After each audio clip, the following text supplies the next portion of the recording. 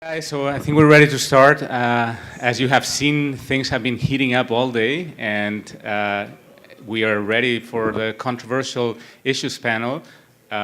You're welcome to tweet on the RecSys 2014 tag. We will be looking at it and hopefully taking some of your feedback and questions for the panelists. But we do have a good list of questions and a great list of panelists that are going to be answering our questions. So I'm going to be quickly introducing them, and first of all, I want to thank them for having the courage to come into the conference and talk about a controversial issue, which is yeah, exactly. First of all, just quickly introduce myself. I'm Xavier Matriain from Netflix, and Daniel Tungalang from LinkedIn. And then let me quickly go into some of the, or all of the panelists. So Pankaj, which has that nice logo over there, he likes to be known as an ex-Twitter. He was formerly the lead of Twitter's recommendation and personalization team. He, for example, led the development of the who to follow algorithm at Twitter. He also got, for his PhD at Stanford, the award to the best computer science PhD thesis at Stanford, so that's a great accomplishment. Welcome, Pankaj, to the panel. Thank you. Then to his left, we have Tim Jones. So Tim Jones is the CDO of Upworthy. So Upworthy, for those of you who don't know, is a news website where it was actually founded by somebody who's very dear to our community, Ellie Pariser, who wrote The Filter Bubble. And we're interested in hearing from Upworthy because they're also using some technologies for recommendations and so on in the context of their work. Before that, Tim was co-founder of Ecodito, which was a consulting firm, and he's also a former activism and tech manager at the Electronic Frontier Foundation. So thank you. Welcome, Tim. I have here Eric Bischke, who is the chief scientist of Pandora. He's been there since 2000, is it?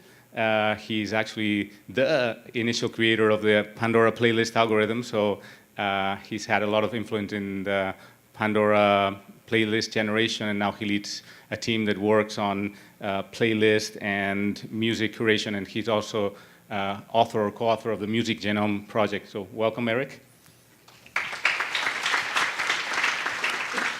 And finally, we have Joaquin Delgado. He's the director of engineering and for advertising and personalization at OnQ, which is a spin-off of Intel that was then acquired by Verizon, and they do video and movie movie recommendation.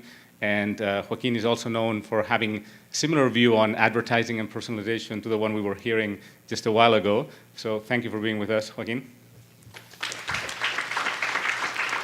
And with that, I'm going to hand it off to Daniel for our first question.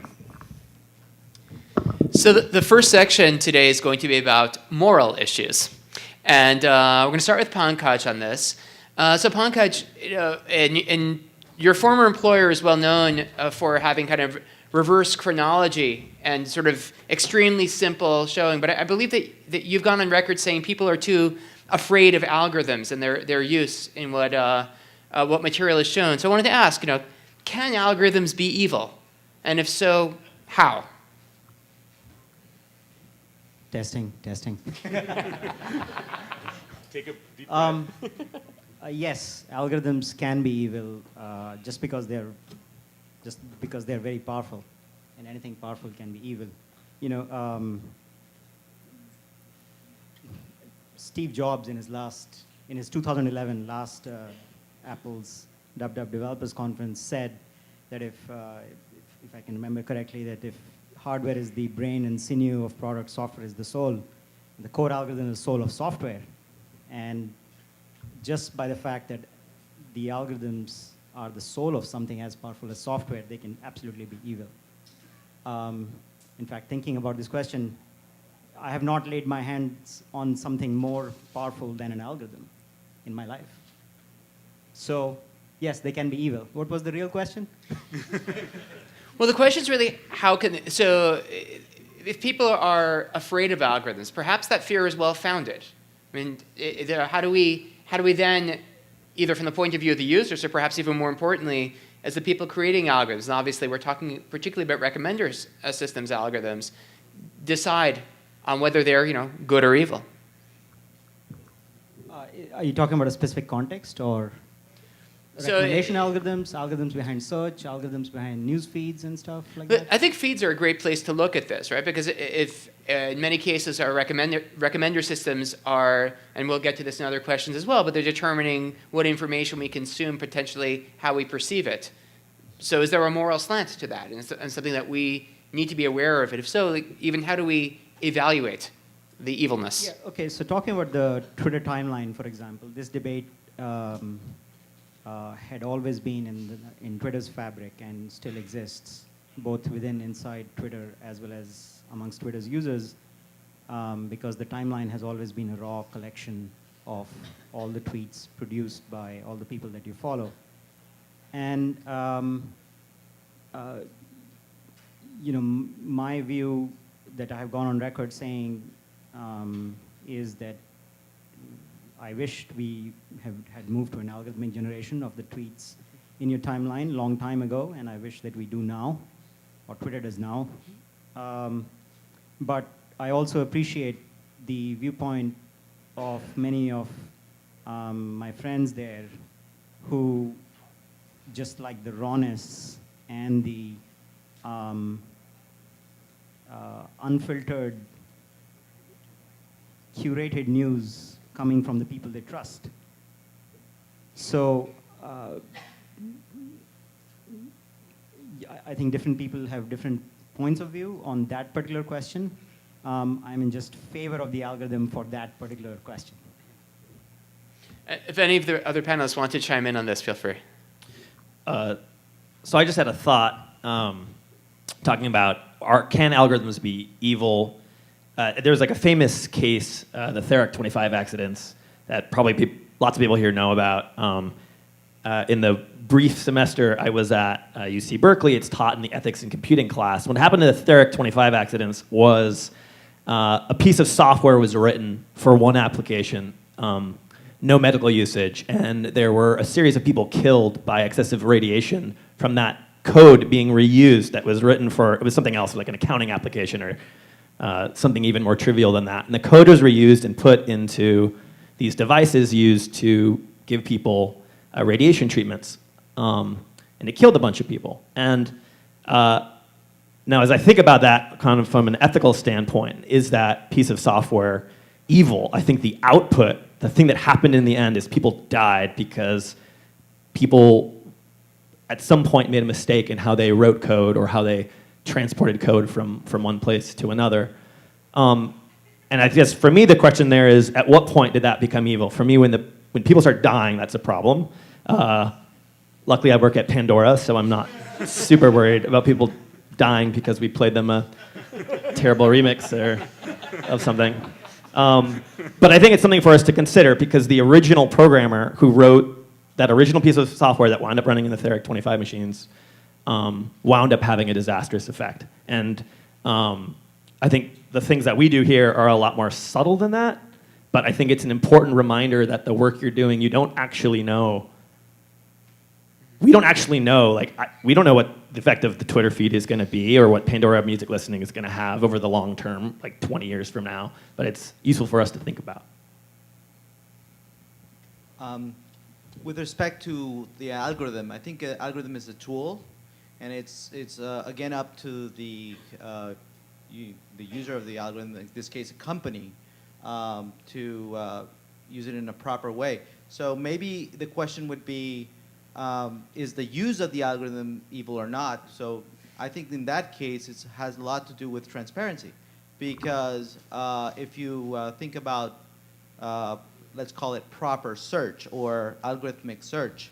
Well, is sponsored search evil just because there's an economic intention behind it, a profit intention behind it?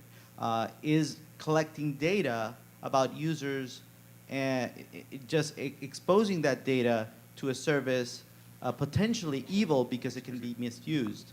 I think that it all depends on how the algorithm is used and the transparency that is given to users so they know that the benefit outweighs the consequences or the evilness of the service. If there is a reward and the users are comfortable with that, I don't think that is considered evil. Okay, thank you. So we're going to move on to the next question.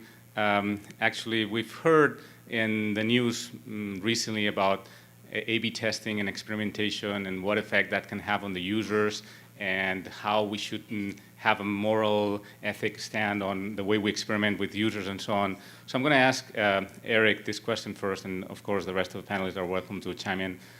So the question is, what's the limit on user experimentation for our algorithms, and how should we think about it in the context of the kind of work that we do with recommendations and personalization?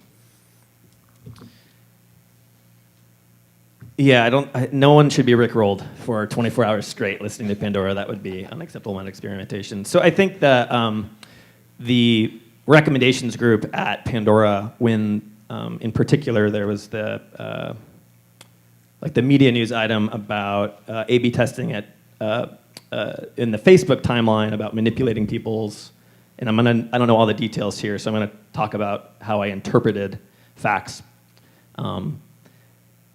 Facebook ran an A/B experiment where their timeline was manipulated to create like emotional response in people along kind of like both positive and negative dimensions. I hope I've got this right. There's probably a bunch of Facebook people here who could correct me. And then they got a bunch of bad press for that. And as a kind of an insider who knows what A/B testing is before they read this article, for a lot of like the general public, people didn't know what A/B testing was or that it happens anywhere until they read this article. I think there's two things going on there. Any large-scale internet company is A/B testing today. Like it's how we make our products better. And I think the interesting thing about this particular thing is, certain research contexts have, like if you're doing research in an academic institution and you want to use humans as experimental subjects, you need to get their consent. And there's lots of structure and organization about how you might, what you have to do in that context. Now, as a private institution, you're not subject to exactly the right things. And I think the question to ask is, should we be? And how do we think about that? So at Pandora, we're in somewhat of a different sort of situation, but we're very capable of manipulating people's emotions. We can lift your mood up, or we can help you go down. And when you talk to specific people, they will request different things of you. If you're having a rough day and you broke up with somebody, what you might need is to listen to some melancholy music, to have your mood sort of suppressed. People often self-medicate through liquor and other legal substances to make that happen. But you can also do that with music. And as a scientist, like I want truth, and I would love to run an experiment where, you want to measure both the positive and negative effects of the different things you're doing, but we have an obligation to the public to do the right thing on their behalf. And the people in this room know how these things work in a way that the general public doesn't. The general public doesn't understand how an A/B test works. Like, they don't know how that works. So, like, we have to be the ones to say, we're going to make a stand. We think these things are okay or not okay, and then stand by that. Now, I think there's a really tricky thing with the media manipulation thing, because translating that into words that, like, a normal person, for my dad to understand all the words I said, except for the rickrolling bit, is tough. So just that communication element, that clarity, I really like what you said about transparency. The transparency bit is really, really hard. It's really, really hard to be transparent about these things that you might need a PhD in recommendation systems to understand. But that's a thing that, in my opinion, we have an obligation to do. Anyone else? No? Okay. Yeah, I think Eric said it really well. And it reminds me of the question about, well, can algorithms be evil? I think with all the stuff that all of us in this room do, whether you're talking about a newsfeed algorithm or collecting and processing sensitive data, or A/B testing. You know, there can be unintended consequences, and I think we've got a real responsibility to consider, you know, not just how the technology we're building is going to do exactly the thing that we've designed it to do, but what could it do that you wouldn't expect? Who could it affect that you're not anticipating? And you know, especially the past decade, as this industry we all work in has gone to whole new places, there's an endless list of examples where products have been rolled out that have had unintended consequences, and it can be a big, ethical questions aside, it can be a big brand and PR problem for your company. So I think Eric's exactly right. We've got to get a lot better about talking about it. We've got to get better about thinking about it. Excellent. Well, Tim, you can keep the microphone because the next question's for you. We're going to talk a bit about relevance and serendipity. And as we know, your colleague Eli came up with this concept of the filter bubble. And but as Javi pointed out, you guys are using recommendation systems, and at least as a simplified view, as we understand it, the folks in this room and everybody like us are the problem that is causing the filter bubble. So I want to ask you, is there a filter bubble? And if so, again, should we care? Yeah, great question. So I think there absolutely is a filter bubble, and I don't think I'd be working at Upworthy if I didn't think it was an issue. You know, we are, if you're working in online media, you are transforming, you're overhauling pretty radically an important way that our culture and our world communicates. And I think when you look at, for instance, how newspapers and how the editorial process works at a newspaper, yeah, you've got to sell ads. Yeah, you've got to sell subscriptions. But there's still an editorial board who makes the decision. You know, even if the style section is what's generating the money, we're going to put Afghanistan on the front page of the newspaper. We're going to put climate change on the front page of the newspaper. These may not be popular issues. They may be controversial issues. But there's an acknowledgement that we've got a role to play that is an important one in the way we work as a society. Now, newspaper's business model is kind of falling apart, and we are all, in this industry right now trying to figure out what's going to replace it. And I think you've got to ask, what's going to replace? How are we going to transform that role of editorial decision making about what's important? And that was a lot of the thinking behind Upworthy, was to say, we've built social media that's really, really good at sharing photos of your friends' babies and videos of cute cats doing unexpected things and rickrolls, and that's all great. But Mark Zuckerberg had a quote at one point where he said, if I'm more interested in a photo of a squirrel on my friend's lawn than in starving people in Africa, maybe I should be seeing the squirrel on my friend's lawn instead. And I'm Facebook has revised that statement, but I think that it's a real question. So, are we? It's a pitfall of recommendation systems if you're so over-personalized that you're only going to see the easy, obvious things. So, what is the role? How do you incorporate into an algorithm that editorial function? I think is a tough question for us. I just want to, before giving the other panelists, clarify. Are you saying that the problem is that, it's one thing to say that the algorithms are pushing people into this filter bubble. Another thing to say the problem is that people don't want what they need, and that, for example, it's your job at Upworthy to decide what they need regardless of what they want? Yeah, that's a fair question. I think there's a few ways to answer it. I mean, in terms of what Upworthy does, there's no way to. I think algorithms have a vector. They push you towards certain kinds of things, and if what's driving the popularity of something is how many people are sharing this content, how many people are liking this content, people aren't going to share content that didn't personally move them, that they didn't find moving and meaningful. So I think the role Upworthy has is to say, let's find this stuff that may have been on the internet for years sometimes without getting a lot of attention, that we think is meaningful, that we think is important, that we think deserves attention, and that people actually enjoy and be moved by seeing this content that they're not getting. And to essentially say, all right, what do we have to do to this video to get it out there, to get eyeballs on it, to get people's lives being transformed by seeing videos about controversial, important topics. So I think if it's obviously if you're just showing people things they don't want to see, then you're not going to get very far.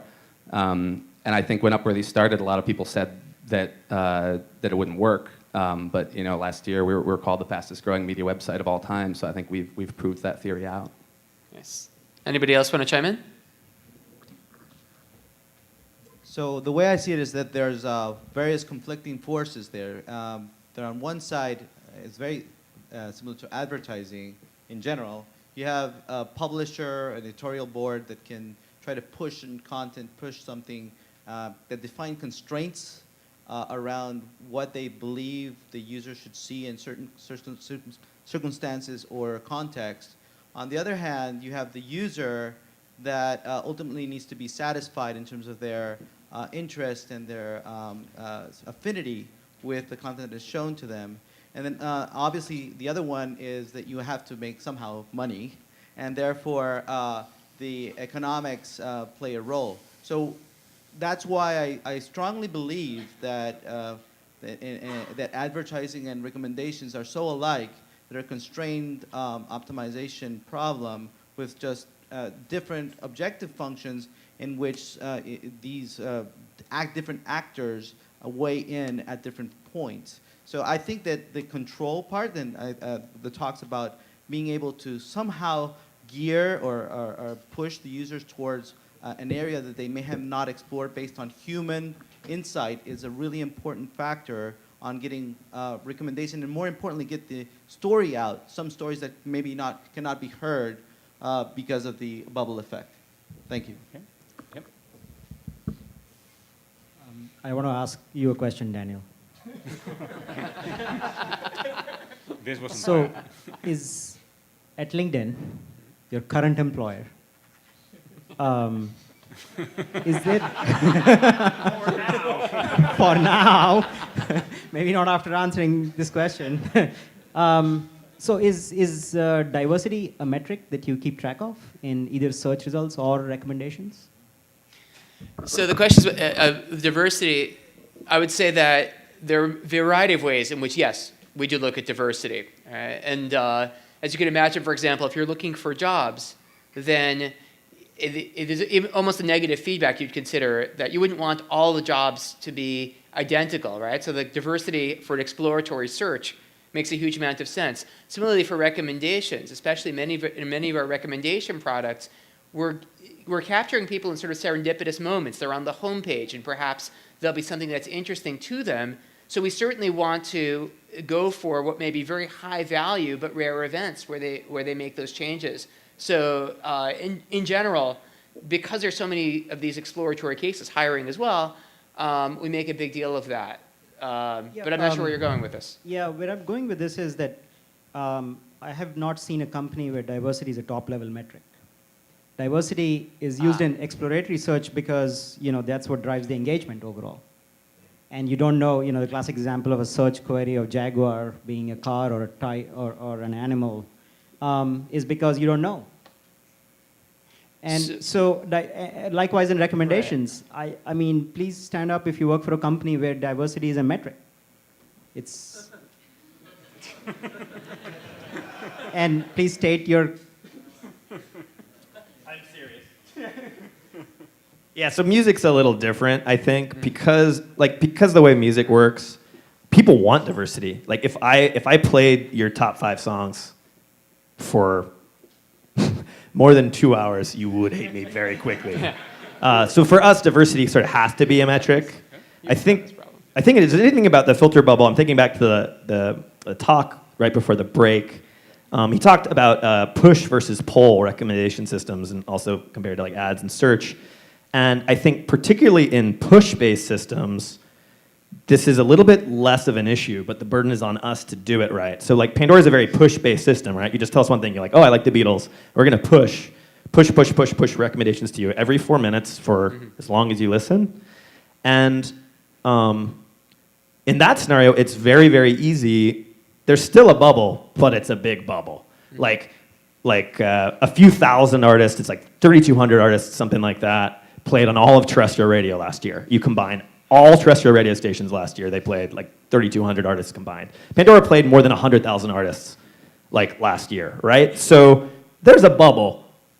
The bubble's bigger than it was. Now there's a separate question for like individual people. Do they all have their own little bubble, right? Because if for everyone in this room we play a small selection of things, but for each of you it's different, is that a filter bubble? Is that a problem or not a problem? So my thesis, and this is heavily informed by kind of the Pandora situation, is personalization is the savior for the filter bubble. Like if you only have broadcast mediums, if you can only go to the local store, the filter bubble is what they have in stock. If you've got Amazon, you've got every product on the planet. The challenge changes to how for each and every person do we match them with the right products, the right music, and all of that. Now, I'm in kind of a graceful place because I'm kind of on that push-based system, so I got an advantage. But I think personalization can be the solution here. And then I take that to its logical end, and like music, I think about other problems. Like I think one thing that people love about music is it's like really fun to go to a concert and watch it with 10,000 other people and have that communal experience of you all have this personal connection with this thing, and yet you all know it together. That's the filter bubble, and it's also like it's nice. Like if none of us know the same artist and can't go to the same concert and share that experience together, I have a different problem. So for me, it's kind of complex in different ways. So this is a very exciting topic, and what we're going to do is just open it up to 2 questions from the audience related to these topics that we've discussed so far. We don't have too much time for questions, so we're going to take 2 questions now, and then we'll continue with the ones that we have planned. So anybody wants to, there's one over here. Yeah. We got to get the microphone down. Yeah. Yeah. Okay. Yeah, sure. Oh, we got to get it up. So a lot of times, most of the metrics I've heard about from industry this week, and in talking about metrics aside from the diversity one, we're talking about optimizing for engagement. But with some of these recommenders, particularly the ones in social contexts, the Twitter newsfeed, the Facebook newsfeed, the recommender does not just affect the person receiving the information and their engagement with it, but whether or not they receive that information affects what they know about what's going on in their friend's life. It can affect their relationship with their friend outside of the context of Facebook, and potentially can introduce some change there.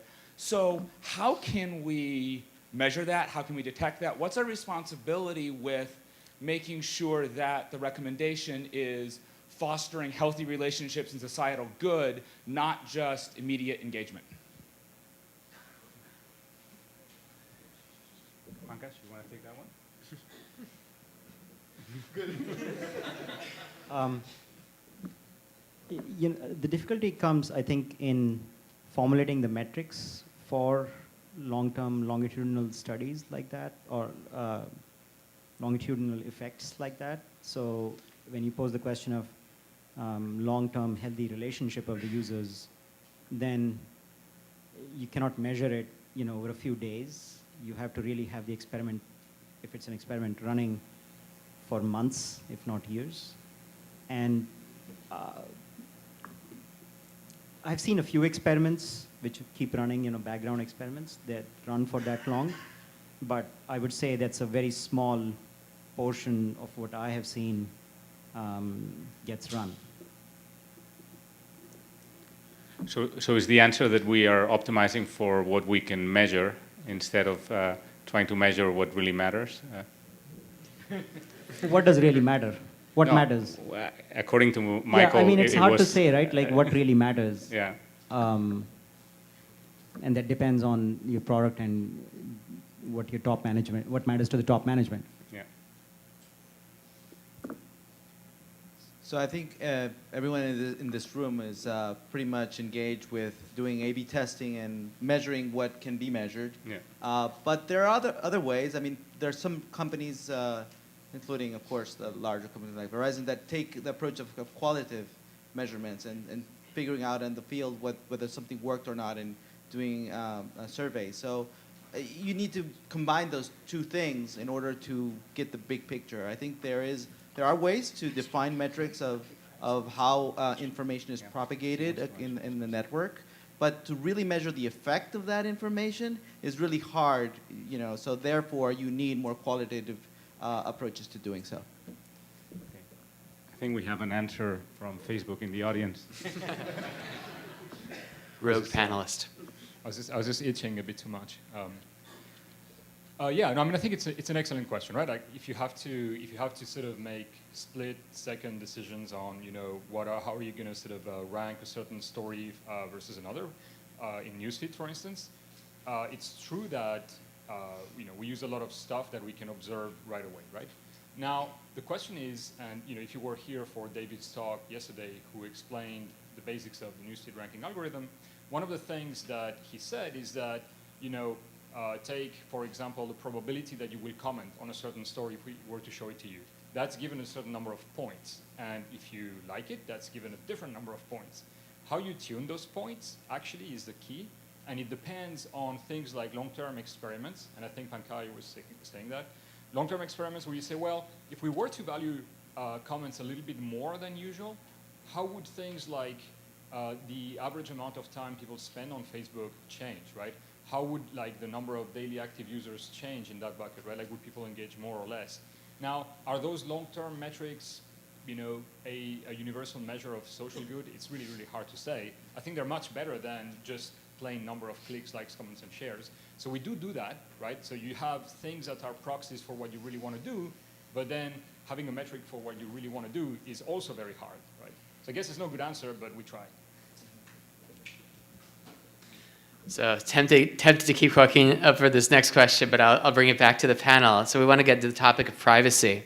And so, obviously privacy is a hot topic in recommender systems. And the question I have is, do we have to really give up privacy to get useful recommendations? And who is responsible for managing the trade-offs in this exchange of privacy for value? And since you're holding the microphone, I think you should answer first.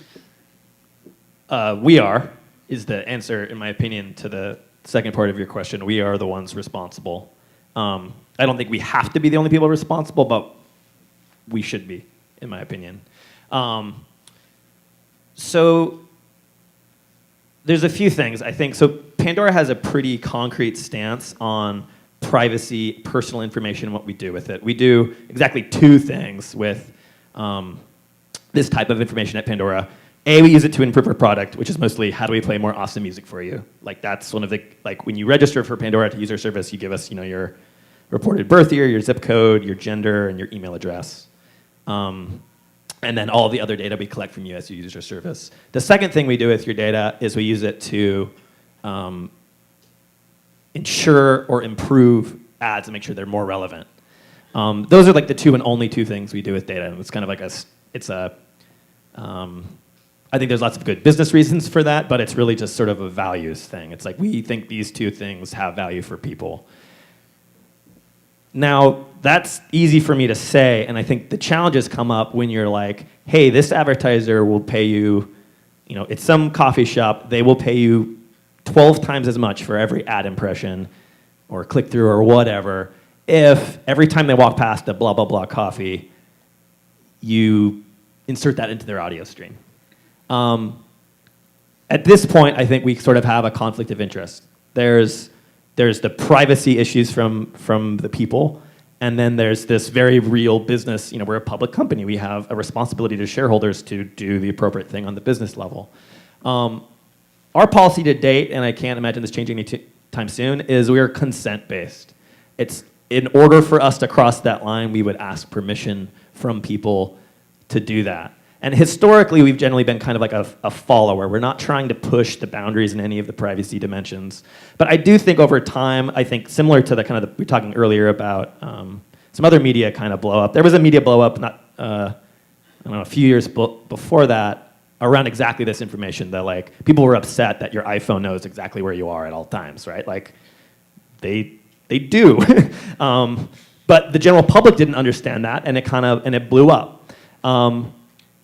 As we in this group get better at using privacy information or personal information in personalizing, for music or ads or feeds or whatever, And we can demonstrate to people honestly and openly, like, hey, if you let me give you your location, I'm gonna start doing some cool things for you. I'm gonna start giving you better ads. I'm gonna start playing mute, like, oh, you walk past, Carnegie Hall. I'm gonna start playing famous performances from there. If you can make the value proposition good enough and be open with people, I think that's a good path. My personal belief is we should stay consent-based. Make the value proposition very clear. Be very clear with people about like what are you giving up and what do you get in exchange. We can make sure what you get in exchange is really, really good, and then we can respect people if they're like, you know what, I don't care. I don't care to have hyper local geographic recommendations or whatever. I'm not willing to make that sacrifice. So that's sort of that's my opinion. Yes, working for a company that has a lot of data on users and as a wireless carrier, of course, consent-based is the only way to go, in my opinion. Obviously, the value has to be demonstrated in cases where they are given the consents, and later they have to be able to decide or retract. So that's where the power, although we maintain, or the company is responsible for maintaining the mechanism, ultimately it's the user's choice.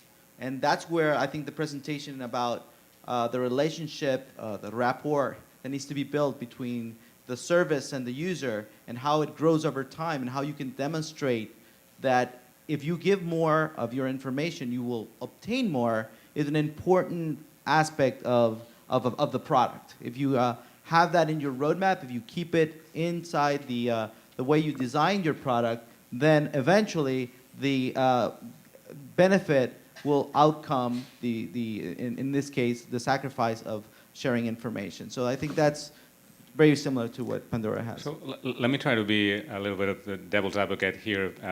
And I don't know if you guys read, there was a paper that was published recently was stating that the price of privacy was what a Big Mac cost. So basically $2 or something like this. So basically, if you give $2 back to people, they're willing to give you their privacy back. And as a matter of fact, people have done that for years in the loyalty cards they use at the supermarkets, right? They get a few discounts and they're just giving away, maybe explicitly or not, they're giving away everything they buy in that supermarket. So even if we go to a consent-based model, is that, are people really aware and do they care about privacy? So you think we are so cheap? Again, this was a study, a user study I think it depends who that person is, but yes, absolutely. But I think the point is giving the user the right to decide of whether they will give the data or not. If I don't carry on a card, then I'm explicitly saying I don't want you to track me, right? So that's where the trade-off is. I don't know how they measured that price, though. I mean, that's an interesting question. I wouldn't know how to put a number to that. So I mean, there have been a lot of studies, but I think one of the consistent challenges is, and this came up in other versions, do people understand what they're giving up? And one of my favorite, I think, was George Lowenstein at Carnegie Mellon, offered people different amounts of money for information, like their birthday and so forth. And economics would argue that, of course, the more money you offer, the more likely they would be to give up the information. But since people actually do not know how valuable that is, there's a reverse effect where, oh wow, if you're willing to pay me $20 for this, it must be really valuable, and people panic. So people may not actually, consent is a bit of a red herring sometimes if people aren't informed. Yes. Any more opinions on privacy? No? Okay, so the next question actually is for you, so you can give the microphone. You've already talked a little bit about it during one of your other answers because it's a favorite topic of you as it was of Hector before. This idea of, recommendations and advertising are just basically the same thing.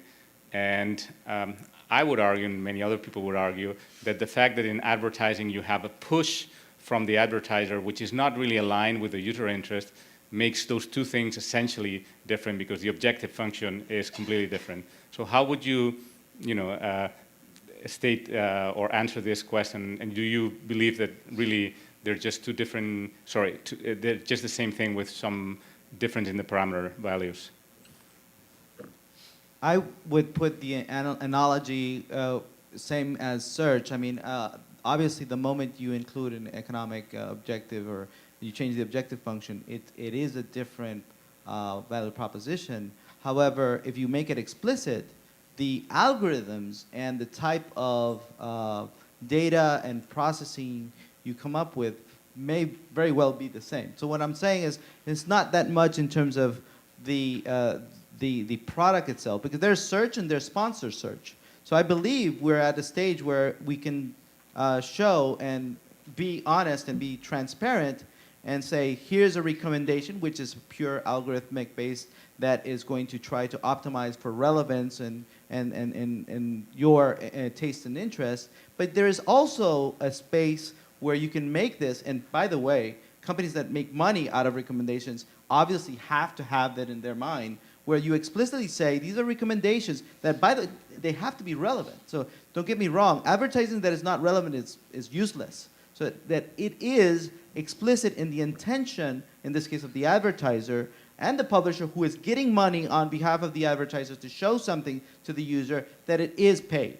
Now, that is a question of whether we want to make it explicit as a community, or we still keep it under the rug. But I think that algorithmically, talking in terms of models, in terms of using collaborative filtering, content-based, in terms of defining the constraints, for example, very much the way you can define constraints in terms of how information is pushed or how data is pushed, is very similar to advertising. So I'd like to hear, we have Pandora and former Twitter, which both combine recommendations and advertising even in the same stream, right? Do you guys agree with them being essentially the same thing? Yeah, I mean, it's sort of punts. I'll answer the question, but first I'm kind of like, I don't really care whether they're, I don't really care whether ads are, you classify them as recommendations or not. We started building Pandora we launched our ACM service in 2004. I didn't realize there was a academic field of study known as recommender systems until I came to RecSys 3 years ago, where I met a bunch of you guys. So for perspective, if Pandora is a recommendation system, we didn't realize that until pretty late in the game. But I do think, I think we have the saying at Pandora, which is what's good for the listener is good for the advertiser. And that's not, I don't know if it applies everywhere, but advertisers want to have a positive association with Pandora listeners. If the value proposition is so bad it drives people away, it's not good for anyone. It's not good for us, it's not good for the listeners, it's not good for the artists, it's not good for the advertisers. So for me, kind of really the only thing that changes is rather than trying to be hey, here's the perfect thing that you'd love to listen to right now, it's it's either the least amount of damage you're optimizing for. It's just to me, the value is, the values for most of advertising are negative, although not always, because otherwise why are people clicking through the links and buying products? I think there's a pretty strong argument there that if you click on a link and buy a pair of shoes and you're listening to Pandora, that was probably a positive value exchange with them, because otherwise why did they buy the product? So for me, I'd say they're more similar than they're dissimilar.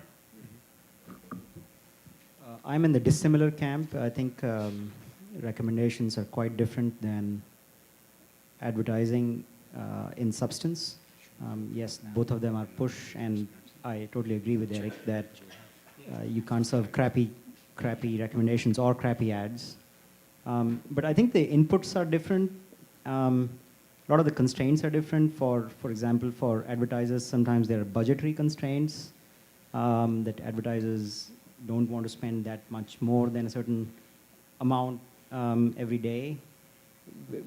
Just the problem becomes different. The constraints are different, which do not exist for organic recommendations. I can show a piece of content or a user as a recommendation to someone, or n times, but I cannot do that for the same advertiser. So things like that, I think, make the problem quite different in substance. Yeah, I think it really depends on your advertising model. I know at Upworthy we don't have ads per se, and we really go out of our way not to have any of our the work we do for clients be interruptive, and instead what we're doing is partnering with brands to have them sponsor content that is in line with the values that they want their brand to be associated with, but also is in line with the kinds of topics and issues that Upworthy wants to drive attention to. So, for instance, we've been working with Dove Soap and Unilever did a campaign about raising awareness of how the media distorts perceptions of women's bodies and images of women's bodies in advertising.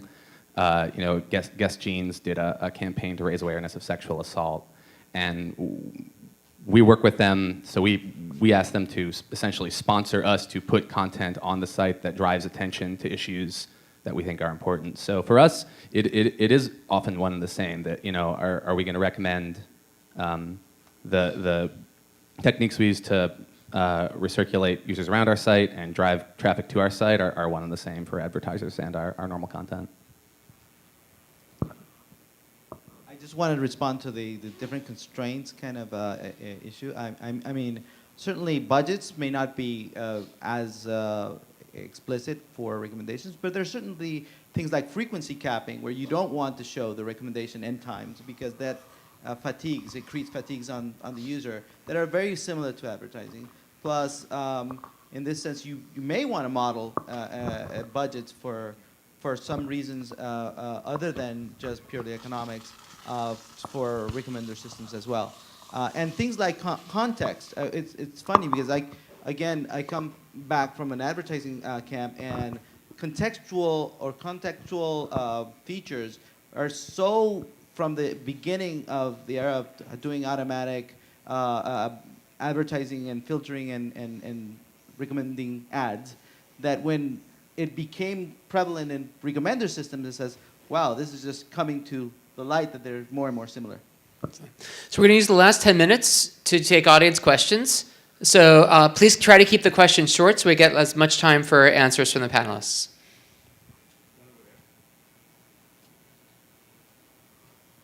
Short but tough. Yeah, speaking about diversity, when is your current employer going to release diversity information? Have they already released? If not, why not? Can I hold you guys responsible for releasing it? Does anybody want to take that?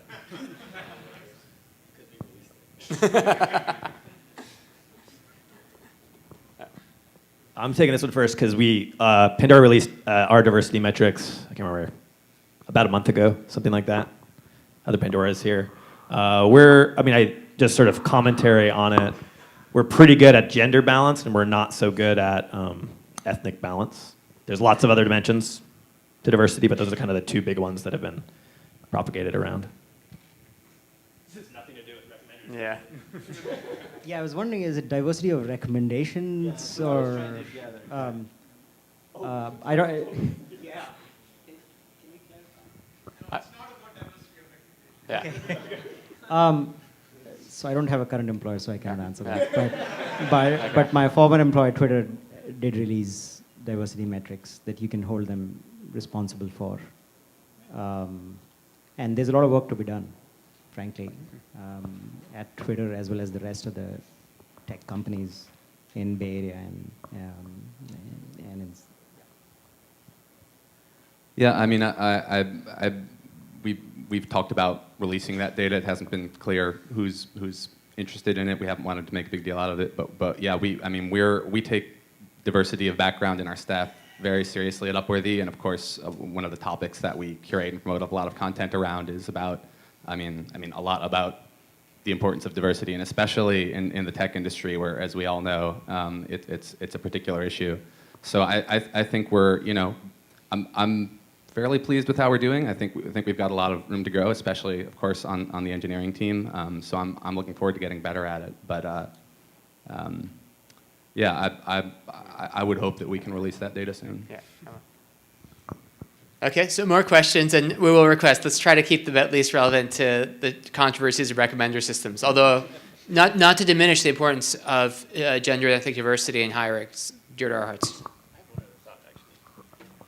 So just one other thought. Pandora hosts a bunch of diversity events like on our campus. We actually had a diversity hack at Pandora where one of the hack teams in 12 hours wrote a recommender for people based around diversity metrics. So I made it relevant to the recommender community. Okay. I have another question actually to connect that diversity question to recommenders, which is, do you guys have any reflections on whether you think that the diversity of your teams, the people who make the algorithms and who optimize them, does that have any actual effect on what kinds of things get recommended, how well they work, et cetera? And a sort of follow-on question based on who gets to reflect about these things, what about the diversity of like the panel here?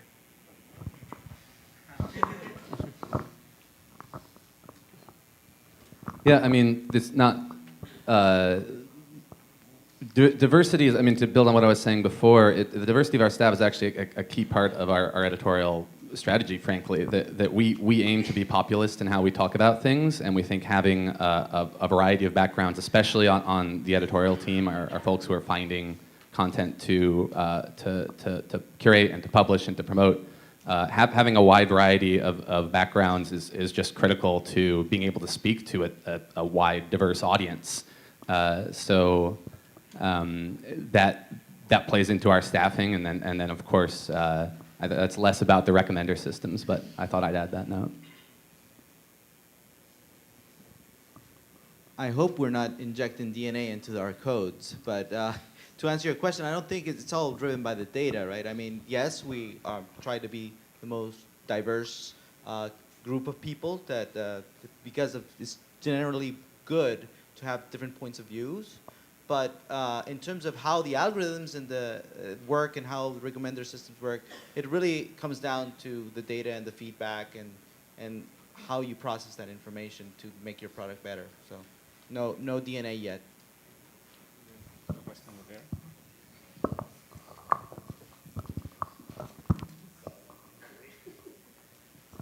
A question for Tim mostly, but I'd love to hear other people's opinions.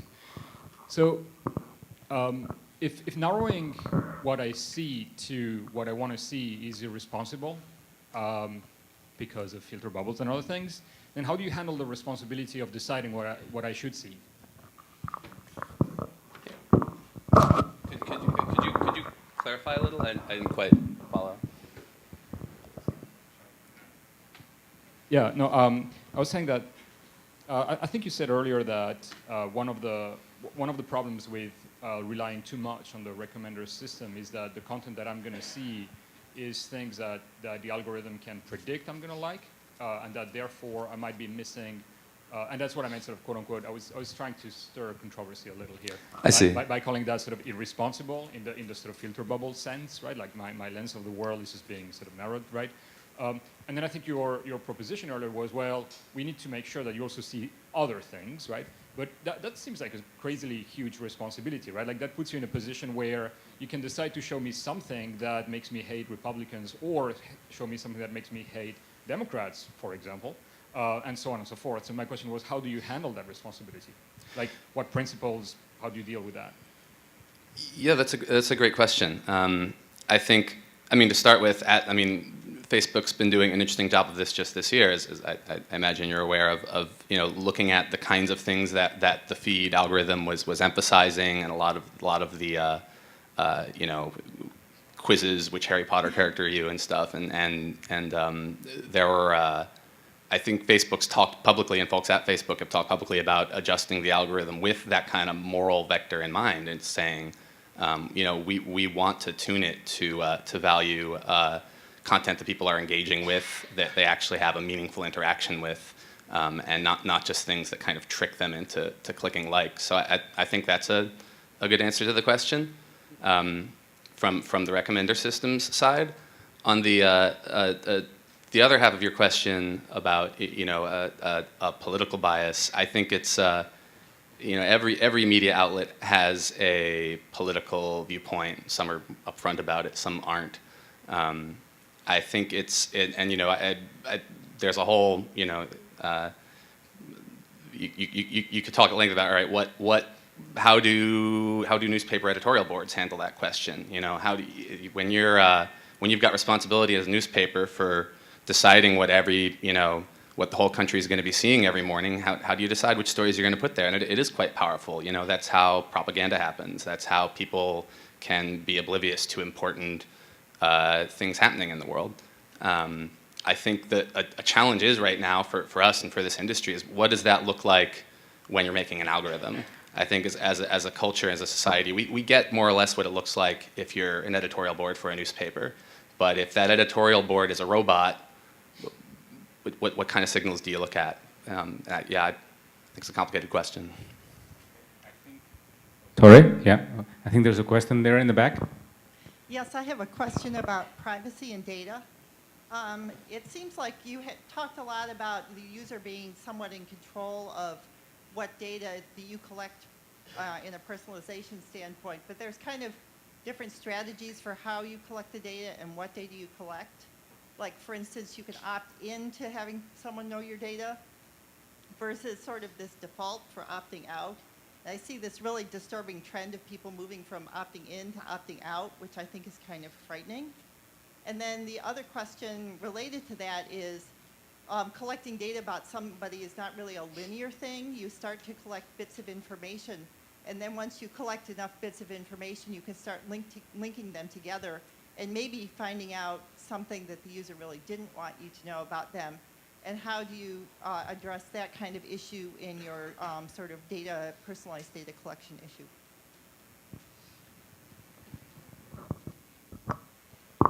So first and foremost, we do have an opt-in policy, but the second part of your question is very, very interesting because certainly it's like the unintended consequences. The moment you join with external data sets, which is very common in this industry, especially in advertising, where you have third-party data providers that they supposedly obtain data somehow, and it's out of the realm. So it's really a legal question, and so I'm not want to comment on that. But from the perspective of what would be the consequences and can the user know, I think the best thing is to actually have a way for the users to see what has been collected on their behalf or about them. So I think the answer to that is, as long as there is a way for the user to actually understand what you have about the person, I think it's okay. The problem is if they don't know at all.